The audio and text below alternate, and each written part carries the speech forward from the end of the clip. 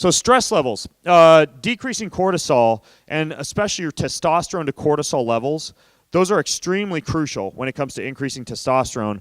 But too many guys, in my opinion, that I run into are taking the adrenal support blends, using the herbs, eating the grass-fed meat, doing some of these things that I'm talking about to increase testosterone, but not going after cortisol at the same time.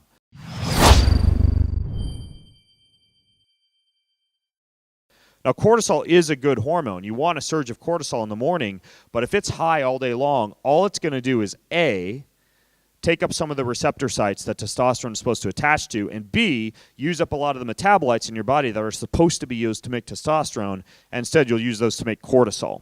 So when it comes to cortisol, oops, I think I just turned it off.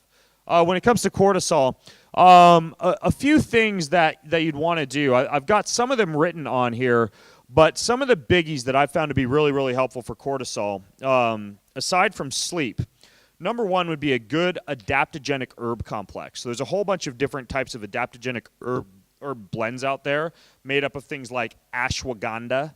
Lemon balm would be another. A lot of them will have things like turmeric or curcumin in them. There's one that I use called Inner Peace that's pretty good. There's another one called Tian Chi that's pretty good. But what you want to look for are adaptogenic herbs, and you want to get them from a good source. Those are very, very good at decreasing cortisol. How many in here meditate? Good. That's great for decreasing salivary and plasma cortisol. What form of meditation has been shown to be best for decreasing cortisol? Anybody know? TM, Transcendental Meditation is the best. Now, that's the one that's a little bit expensive to get certified in and to take, but that's the one they've done the most studies on for decreasing cortisol. So Transcendental Meditation is a really good one. Adaptogenic herb complexes are a really good one.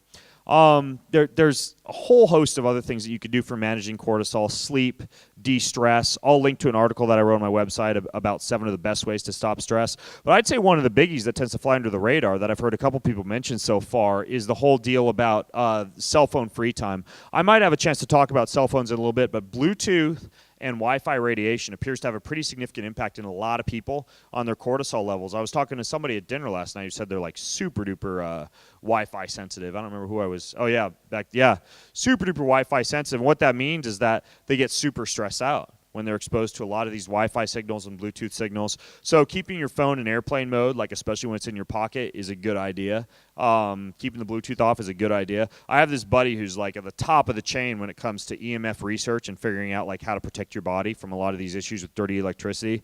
And that cat is so far off the deep end, he doesn't even talk on his phone without using a selfie stick, which I think is kind of ridiculous. I'm not that far yet, but I do keep my phone in airplane mode. I do use one of those like EMF protecting cell cases. And when I talk and I use a headset, I don't use a Bluetooth headset. I use a kind of headset called an air tube headset, which means that the sound travels in tubes rather than through wires. So protecting yourself from a lot of EMF exposure appears to be really, really good for lowering cortisol. And that's one that's not talked about enough, I think.